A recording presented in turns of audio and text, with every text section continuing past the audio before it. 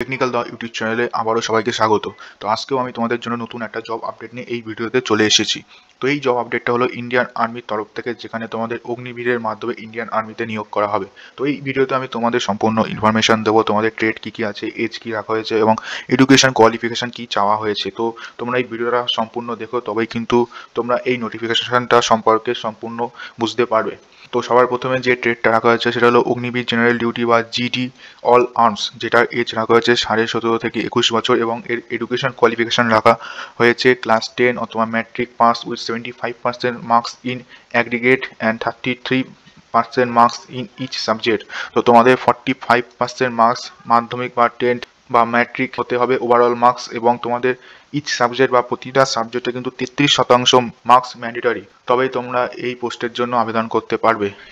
এরপরে যে পোস্টটা রাখা হয়েছে বা ট্রেডটা রাখা হয়েছে সেটা হলো অগ্নিবীর টেকনিক্যাল অল আর্মস। এটাও কিন্তু 17.5 থেকে 21 বছর এজ রাখা হয়েছে এবং এর যে কোয়ালিফিকেশান রাখা হয়েছে সেটা হলো 10+2 অথবা intermediate exam pass in science with physics chemistry math and English with minimum 50% marks in aggregate and 40% marks in each subject, অথবা 10+2 intermediate exam pass in science with physics, chemistry, math and English from any recognized state education board or central education board to council and ITI course of minimum 1 year in required field with NSQF level 4 or above। তো তোমাদের technical পোস্টের জন্য 12 pass হতে হবে, overall marks তোমাদের থাকতে হবে 50% এবং ইচ সাবজেক্টে তোমাদের মার্কস লাগবে 40% এবং তোমাদের কিন্তু সায়েন্স স্ট্রিম থেকে হতে হবে, যেখানে তোমাদের ফিজিক্স কেমিস্ট্রি ম্যাথ এবং ইংলিশ থাকতে হবে এবং ইংলিশে কিন্তু 40% মার্কস ম্যান্ডেটরি চেয়েছে।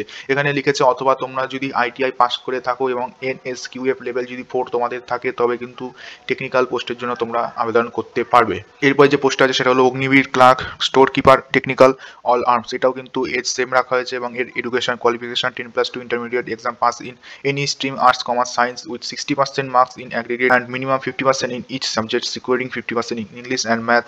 Account book keeping in CI 12 is mandatory. তো তোমাদের এখানে এডুকেশন কোয়ালিফিকেশন 12 পাস হতে হবে এনি স্ট্রিমে আর্টস কমার্স সায়েন্স, এবং তোমাদের ওভারঅল বা অ্যাগ্রিগেট মার্কস 60% দরকার, এবং তোমাদের প্রতিটা সাবজেক্টে ইচ সাবজেক্টে কিন্তু তোমাদের মার্কস 50% এবং ইংলিশেও কিন্তু 50% মার্কস ম্যান্ডেটরি চেয়েছে।